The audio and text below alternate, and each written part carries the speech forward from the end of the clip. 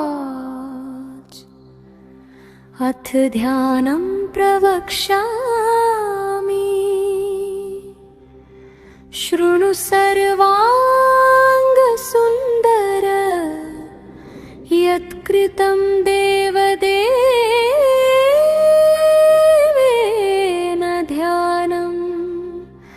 हनुमत्प्रियम्।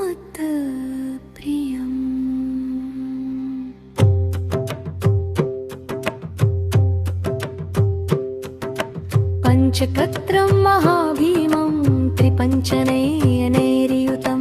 बाहुभिर्दशभिर्युक्तं सर्वकामार्थसिद्धिदं पूर्वतु वानरं वक्त्रं कोटिसूर्यसमप्रभं दंष्टाकरालवदनं भ्रुकुटिकुटिलेक्षणम् अस्यैव दक्षिणं वक्त्रं नारसिंहं महाद्भुतम् अत्युग्रतेजो वपुष्पं भीषणं भयनाशनम् पश्चिमं गारुडं वक्त्रं वक्रतुण्डं महाबलं सर्वनागप्रशमनं विषभूतादिकृन्तनम् उत्तरं सौकरं वक्त्रं कृष्णं दीप्तं नभोपमं पातालसिंहवेतालज्वररोगादिकृन्तनम् ऊर्ध्वं हयाननं घोरं दानवान्तकरं परं येन वक्रेण विप्रेन्द्र तारकाख्यमं महासुरं जघान शरणं तस्यात् सर्वशत्रुहरं परम् ध्यात्वा पञ्चमुखं रुद्रं हनुमन्तं दयानिधिं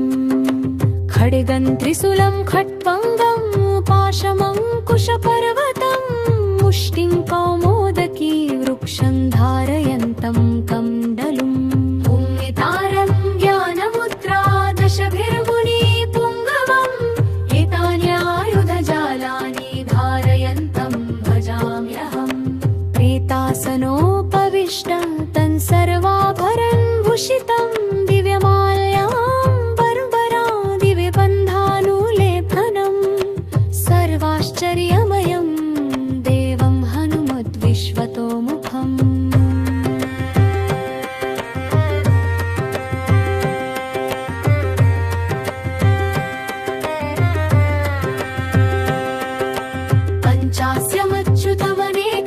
पञ्चास्यमच्युतमनेकविचित्रवर्णवक्त्रं शशाङ्कशिप्रं कपिराजवर्यम् पीताम्बरादिमुकुटे रूपशोभिताङ्गं पिङ्गाक्षमाद्यमनिशं मनसा स्मरामि मर्कटेशं महोत्राहं सर्वशत्रुहरं परं शत्रुं संहरमारक्ष श्रीमन्नपदं तर ॐ हरिमर्कटमर्केतमन्त्रमिदं परिलिख्यति लिख्यति वामतले यदि नश्यति नश्यति शत्रुकुलं यदि मुच्यति मुच्यति वामलता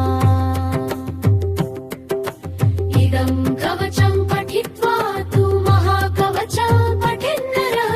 एकवारं जपेत् स्तोत्रं सर्वशत्रुनिवारणम् द्विवारं तु पठेन्नित्यं पुत्रपौत्रप्रवर्धनम् त्रिवारं च पठेन्नित्यं सर्वसम्पद्भवं शुभम् चतुर्वारं पठेन्नित्यं सर्वरोगनिवारणम् पञ्चवारं पठेन्नित्यं सर्वलोकवशङ्करम् षड्वारं च पठेन्नित्यं सर्वदेववशङ्करम् सप्तवारं पठेन्नित्यं सर्वसौभाग्यदायकम् अष्टवारं पठेन्नित्यम् इष्टकामार्थसिद्धिदम् नववारं पठेन्नित्यं राजभोगमपाप्नुयात् दशवारं पठेन्नित्यं त्रैलोक्यज्ञानदर्शनं रुद्रावृत्तिं पठेन्नित्यं सर्वसिद्धिर्भवेद्ध्रुवम् कवचस्मरणेनैव महाबलमवाप्नुयात् इति सुदर्शनसंहितायां श्रीरामचन्द्रसीता प्रोक्तं श्रीपञ्चमुख हनुमत्कवचं श्रीपञ्चमुखी